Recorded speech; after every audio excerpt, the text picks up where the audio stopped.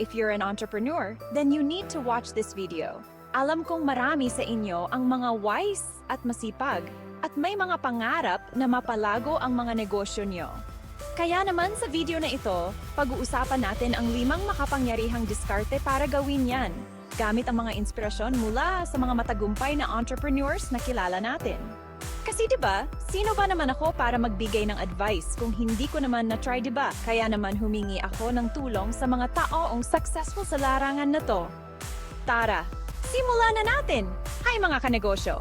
Sa video na ito, pag-uusapan natin ang 5 makapangyarihang para palaguin ang inyong negosyo gamit ang mga inspirasyon mula sa matagumpay na entrepreneurs. Stay tuned and let's dive in! Alam niyo mga kanegosyo, parang buhay din ang negosyo. Kailangan may direksyon. Hindi pwedeng bara-bara lang. Dapat may malinaw na plano at layunin. Hindi yung kung saan lang tayo dalhin ng agos. Kailangan natin ng tamang gabay at diskarte para hindi tayo maligaw sa landas ng ating negosyo. Dito pumapasok ang kahalagahan ng isang malinaw at detalyadong business plan. Ang business plan ang magsisilbing blueprint ng ating mga pangarap.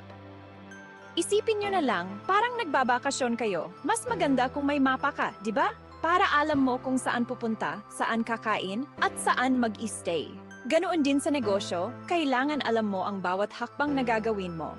Ganoon din sa business, dapat alam mo ang gusto mong mangyari.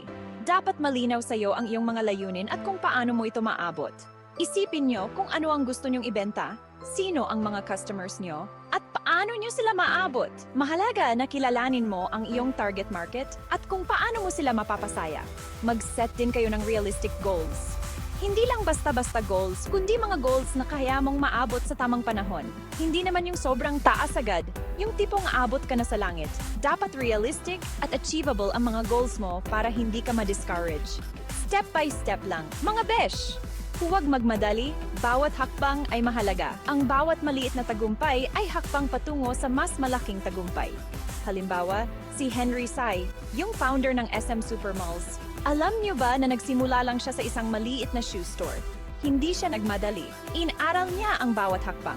Pero dahil may plano siya at nakita niya ang potential ng negosyo niya, ayun, lumago ng lumago hanggang sa maging isa na sa pinakamalaking mall chain sa bansa. Ang kanyang tagumpay ay bunga ng kanyang sipag, tiyaga, at malinaw na plano. Kaya naman mga kanegosyo, huwag niyo maliitin ang kapangyarihan ng isang maayos na plano. Ang plano ang giging gabay niyo sa babay niyo sa bawat hakbay niyo. Ito ang magiging kompas niyo para maabot ang mga pangarap niyo sa buhay. Ang plano ang magbibigay direksyon sa inyong mga pangarap. Isipin niyo na lang, parang love life din yan. Kailangan may plano at direksyon para hindi kayo maligaw. Mas masarap kung alam mong may patutunguhan, di ba? Mas masarap ang biyahe kung alam mo kung saan ka pupunta. Kaya go lang ng go, mga besh! Huwag kayong matakot magplano at mangarap. Ang bawat hakbang ay patungo sa inyong tagumpay. Ngayong may plano na tayo, mahalaga na alam natin ang susunod na hakbang. Ang next step naman ay kilalanin ang ating market ng mas malalim. Parang sa pakikipagrelasyon lang yan, kailangan kilala mo kung sino ang gusto mong makasama, di ba? Hiba, hindi pwedeng bara-bara lang. Hindi yung basta-basta ka lang papasok sa isang relasyon nang hindi mo kilala ang tao. Kailangan may sapat kang kaalaman. Sa business, importante na alam mo kung sino ang target market mo. Sino ba ang mga taong ito? Sino ba ang bibili ng produkto o serbisyo mo? Ano ang kanilang mga katangian? Ano ba ang mga pangangailangan nila? Ano ang mga problema nila na gusto nilang masolusyonan? Ano ba ang mga gusto nila? Ano ang mga hinahanap nila sa isang produkto o serbisyo? Kapag kilala mo ang target market mo, mas madali mong maipapakikita sa kanila na ang produkto o serbisyo mo ang sagot sa mga problema nila. Mas magiging epektibo ang iyong marketing efforts. Paano mo malalaman kung sino ang target market mo? Simple lang, mag-research ka. Huwag kang matakot magtanong at mag-explore. Alamin mo kung ano ang mga trending ngayon, ano ang mga uso at pinag-uusapan ng mga tao. Ano ang mga pinag-uusapan ng mga tao online? Ano ang mga issues at topics na nagiging viral? At ano ang mga hinahanap nila? Ano ang mga keywords na ginagamit nila sa paghahanap? Pwede ka ring magtanong-tanong sa mga kaibigan, pamilya, o kahit sa mga strangers online. Minsan, ang mga simpleng tanong ay nagbibigay ng malalim na insights. Mag-conduct ka ng survey o mag-join sa mga online forums. Makinig ka sa feedback ng mga tao. Kapag kilala mo na ang target market mo, mas magiging madali na para sa'yo na mag-create ng marketing strategy na epektibo at magiging successful ang negosyo mo. Ang tamang impormasyon ay susi sa tagumpay.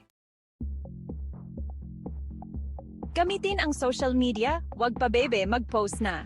Mga besh, alam naman nating lahat hindi na uso ang snail mail ngayon. Ang mga sulat na inaabot ng ilang araw o linggo bago makarating ay napalitan na ng mga instant messages at emails. This is the age of social media.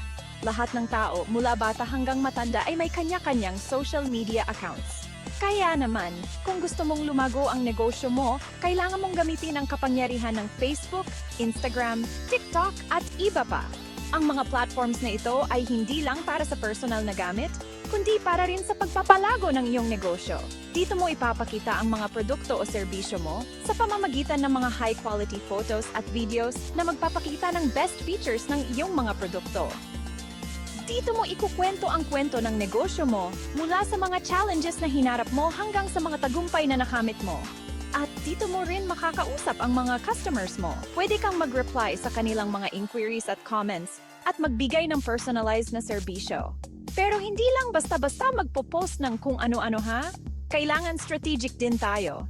Magplano ng maayos at siguraduhing aligned ang mga posts mo sa branding at goals ng negosyo mo. Mag-post ng mga content na interesting at engaging para sa target market mo.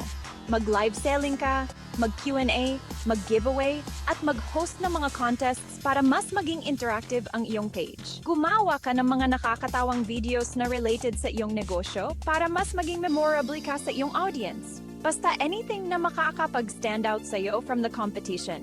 Maging creative at innovative sa iyong mga posts. At syempre, wag na wag mong kalilimutan ang mag-reply sa mga comments at messages ng customers mo. Ang mabilis, maayos na pag-reply ay nagpapakita ng iyong dedication sa kanila. Importante na ma-feel nila na valued sila at na andyan ka para sa kanila. Ang pag-appreciate sa kanila ay magbibigay ng loyalty at trust sa iyong negosyo. Mag-invest sa sarili at sa team level up. Tayo na!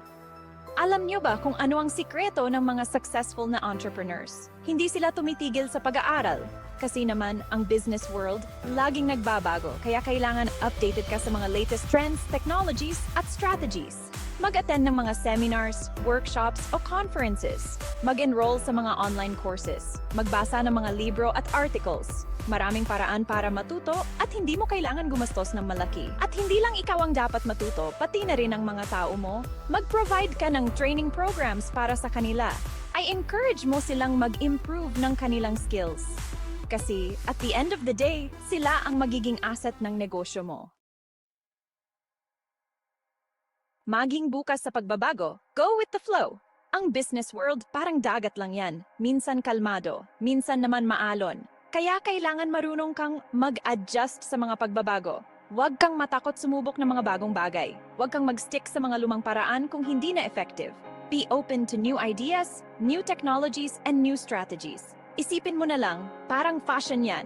Kung ano ang uso ngayon, baka bukas hindi na. Kaya kailangan updated ka sa mga latest trends. Halimbawa, noong nagkaroon ng pandemic, maraming negosyo ang nagsara. Pero alam niyo ba kung ano ang ginawa ng iba? Nag-adapt sila. Nag-shift sila sa online selling. Nag-offer sila ng mga bagong products and services na relevant sa situation. At yan na mga ka-Money Beast Mind. Sana may napulot kayong tips sa video na to na makakatulong sa pagpapalago ng mga negosyo ninyo. Huwag kayong mawala ng pag-asa. Maraming challenges sa buhay, pero alam kong kayanin nyo yan. Just remember, nandito lang ako at ang buong online community para suportahan kayo. Stay tuned sa aking channel para sa iba pang tips at inspirasyon. At syempre, i-share nyo rin ang video na to sa mga kapwa nyo negosyante para lahat tayo. Yayaman! Salamat sa panood, mga ka-Money Beast Mind. Sana ay may natutunan kayo sa mga tips na ito. Huwag kalimutang mag-subscribe at i-share ang video na ito para makatulong din sa iba. Hanggang sa susunod, paalam!